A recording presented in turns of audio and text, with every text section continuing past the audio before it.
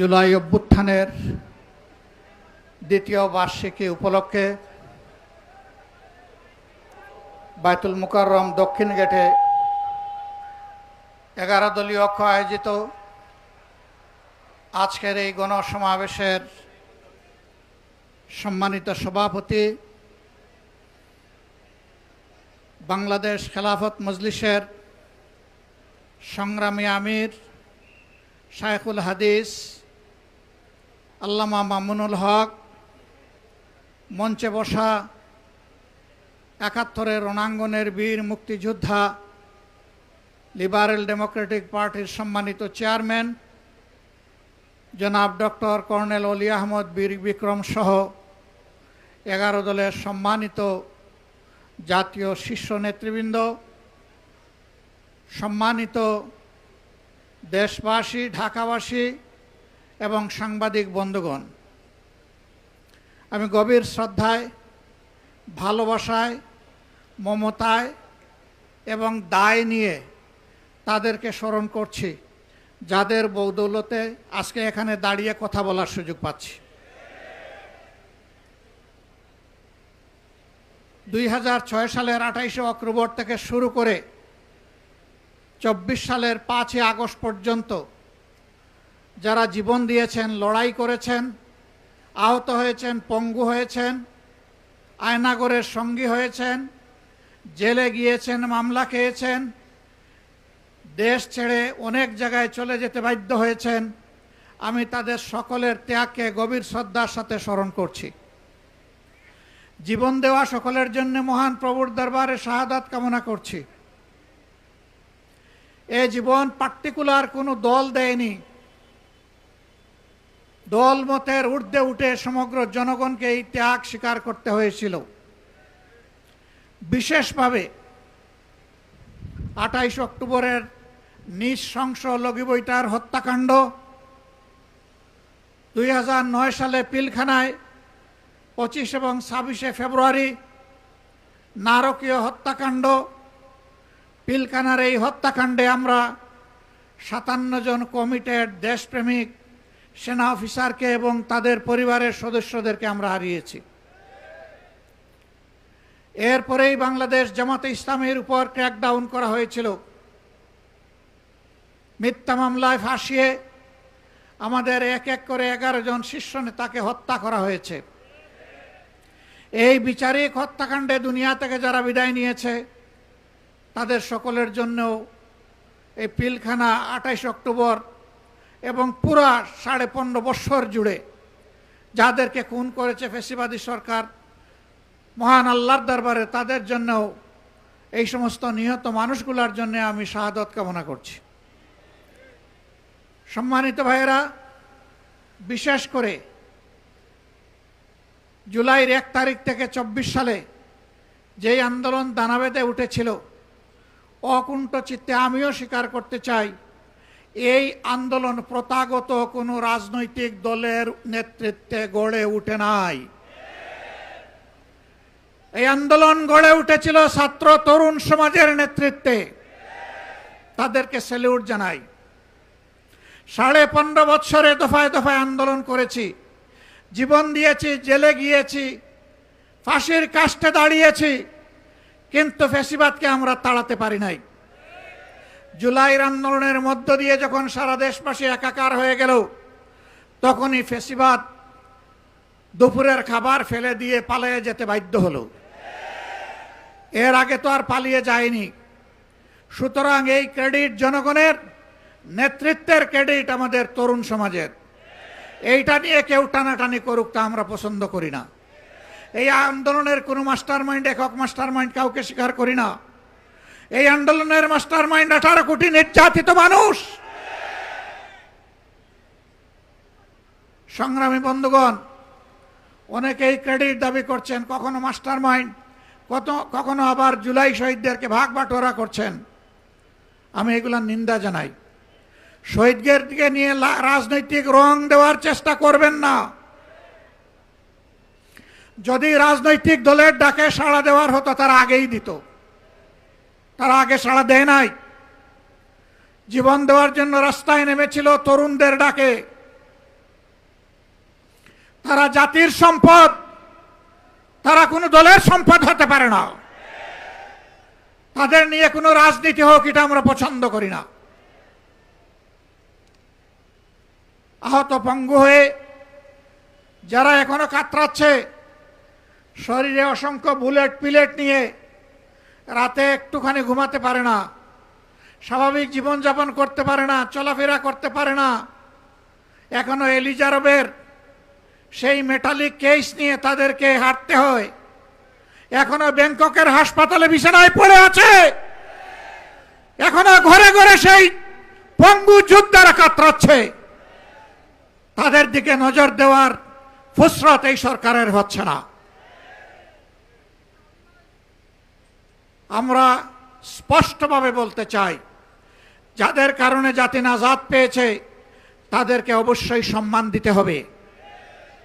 যারা জীবন দিয়েছে তাদেরকে রাষ্ট্রীয় খেতাবে ভূষিত করতে হবে। শহীদ পরিবারগুলোকে সম্মানের সাথে পুনর্বাসন করতে হবে। যারা আহত পঙ্গু হয়েছে তাদের সুচিকিৎসা নিশ্চিত করতে হবে, সেটা দেশে হোক কিংবা বিদেশে হোক। এটা হবে সর্বোচ্চ অগ্রাধিকার, এবং তাদেরকেও সম্মানজনক পুনর্বাসনের ব্যবস্থা করে দিতে হবে। খুনিদেরকে, ফ্যাসিস্টদেরকে বিচারের আওতায় এনে তাদের শাস্তি নিশ্চিত করতে হবে। লক্ষণ ভালো না, একটাও দেখতে পাচ্ছি না।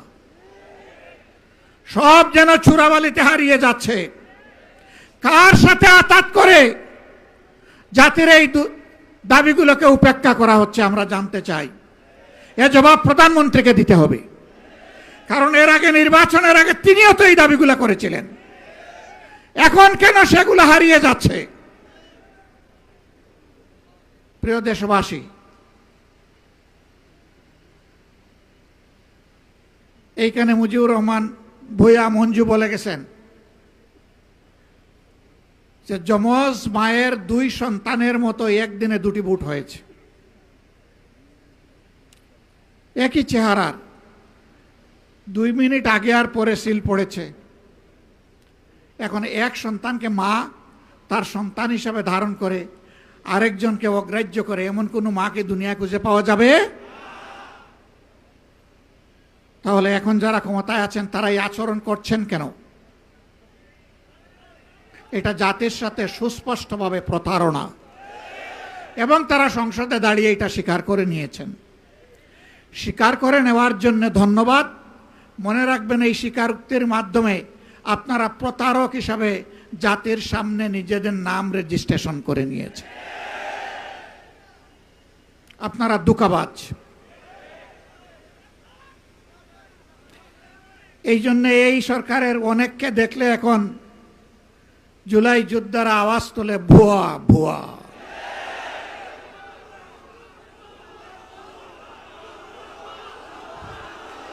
এটা জাতির জন্য লজ্জার।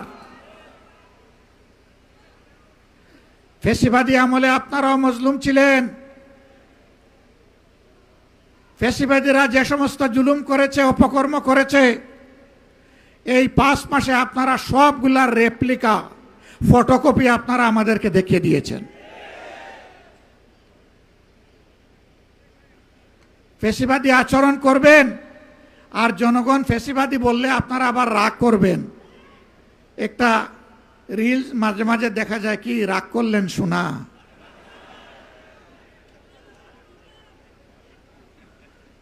ফ্যাসিবাদী আচরণ ছেড়ে দেন, জনগণ ফুলের মালা দিয়ে আপনাদেরকে বরণ করবে, দেশ গড়ার কাজে সাহায্য করবে। এ দেশ আমাদের সকলের, দেশকে আমরা ভালোবাসি, কিন্তু আল্লাহর কসম খেয়ে বলছি, বাংলার জমিনে কোনো ফ্যাসিবাদকে আমরা সহ্য করব না।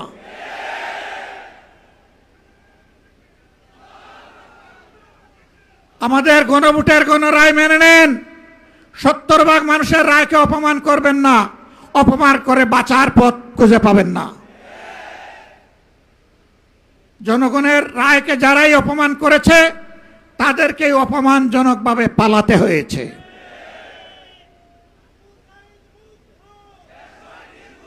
প্রিয় দেশবাসী, এই ব্যাপারে আপোষ করার জন্য প্রতিনিয়ত আমাদেরকে চাপ দেওয়া হচ্ছে, আমাদেরকে লোভ দেখানো হচ্ছে। আমরা পরিষ্কারভাবে দেশবাসীকে সাক্ষী রেখে বলতে চাই, আপনাদের গণভোটের গণরায়ের পাহারাদারি আমরা করব ইনশাআল্লাহ। এবং এই দাবি মহান আল্লাহর সাহায্য নিয়ে বিইজনিল্লাহ আমরা আদায় করে ছাড়ব ইনশাআল্লাহ।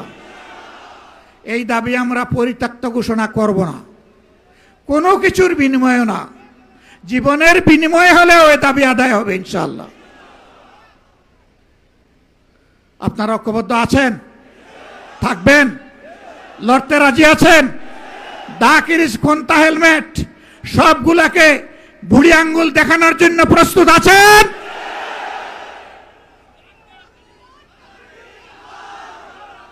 গত ৩-৪ দিন ধরে বাংলাদেশের শিক্ষাঙ্গনে যা হচ্ছে, শিক্ষাঙ্গনের ছাত্র এবং শিক্ষকরা তারা আতঙ্কগ্রস্ত। সেই গণরুম, গেস্ট রুম, সেই ফেসিবাদ আবার নতুন অ্যাপ্রন গায়ে দিয়ে চলে আসছে কিনা। আমরা শিক্ষাঙ্গনের ছাত্র, শিক্ষক, কর্মচারী সবাইকে বলবো, ফ্যাসিস্ট যেখানেই প্রতিরোধ সেখানে। ছাড় দেওয়া হবে না, ছাড় আপনারা দিবেন না। হ্যাঁ, পাপ বালিগ হইতে একটু সময় লাগে, কিন্তু বালিগ হওয়ার পরে ওই গাছের বৃন্ত থেকে ওটা পচে গিয়ে পড়ে যায়। পাপে পছন্দ ধরেছে এখন। সরকার যদি এটা বুঝতে পারেন ভালো, না বুঝতে পারলে পতন কেউ ঠেকাতে পারবে না। ওনারা বলতে চান মাত্র 5 মাস হলো সরকারের, এত অস্থির কেন আপনারা? আমি পাল্টা প্রশ্ন করতে চাই, মাত্র 5 মাসের ভিতরে জনগণের সাথে এত বিশ্বাসঘাতকতা করলেন কেন আপনারা? আপনারা যদি বিশ্বাসঘাতকতা না করতেন, আমাদের তো অস্থিরতার কোনো কারণ ছিল না। দেশের 12টা বাজবে আর আমরা বসে বসে আঙ্গুল চুষব? এটা হবে না। প্রিয় দেশবাসী, আপনারা প্রস্তুত হন। সব দেখে মনে হচ্ছে আরেকটা অনিবার্য বিপ্লব আসন্ন। এই বিপ্লবের জন্য আমি আপনাদের সবাইকে প্রস্তুতি নিতে আহ্বান জানাচ্ছি। এখানে আমরা যারা বসেছি, অনেকে বয়স্ক, অনেকে তরুণ। বিপ্লবের ক্ষেত্রে বিপ্লব কোনো বয়স মানে না। যেমন 24শে জুলাই আবাল বৃদ্ধ বনিতা, 10 মাসের শিশু থেকে 90 বছরের বৃদ্ধ সবাই ছিল রাজপথে। আগামীতেও বয়স বিপ্লবকে সঙ্গ দিয়েই সামনে এগিয়ে যাবে ইনশাআল্লাহ। সেদিন সবাই হবে তরুণ, সবাই হবে যুবক, এবং ফেসিবাদের বিরুদ্ধে লড়াই হবে আপোষহীন, তীব্র, বিজয় ছিনিয়ে আনার লড়াই হবে ইনশাআল্লাহ। জেল জুলুমের ভয় দেখাবেন না। আল্লাহর মেহেরবানিতে এইগুলোকে কোনো পাত্তাই দেই না। ফাঁসির ভয় দেখাবেন না। ফাঁসির রশি যদি জাতির মুক্তির জন্য প্রয়োজন হয়, ফুলের মালা হিসাবে কবুল করে নেব। ফাঁসির তক্তার উপর দাঁড়িয়ে বুক কাঁপবে না, ঠোঁট কাঁপবে না, বিজয়ের জয়ধ্বনি শুনিয়ে যাব ইনশাআল্লাহ। সম্মানিত বন্ধুগণ, গ্যাসের দাম কখন বাড়ানো হয়? বাড়ানোর আগে গ্যাস কমায় দেওয়া হয়। সমাজে সংকট সৃষ্টি করা হয়, জনগণ অতিষ্ঠ হয়ে উঠে। এই ফাঁকে গ্যাসের দাম বাড়াইয়া বলে, জনগণ বলে, যাক বাবা, দাম বাড়লে পাইয়া তো গেছি। এটা ফ্যাসিবাদী প্র্যাকটিস। যদি দাম বাড়ানোর আগে সংকট সৃষ্টি হয়, আর সংকট সৃষ্টি হওয়ার কারণে যদি দাম বাড়ার পরে আবার সংকট দূর হয়ে যায়, তাহলে দাম না বাড়াইয়া সংকট দূর হয় না কেন? এটা জনগণের সাথে ধোঁকা, প্রতারণা। অতীতে যারা জনগণের সম্পদ লুণ্ঠন করেছে, চুরি করেছে, ডাকাতি করেছে, এখন সরকারি দলের দ্বিতীয় ব্যক্তি বলেছেন সেই চুরি ডাকাতি অপরাধের প্রবৃদ্ধি হয়েছে, কোনো পরিবর্তন হয় নাই। এটা আরেকটা রাজসাক্ষী, স্বীকারোক্তিমূলক জবানবন্দি। 164 ধারা। ওনারা সংবিধান বলেন তো, এই জন্য একটু সংবিধান বললাম।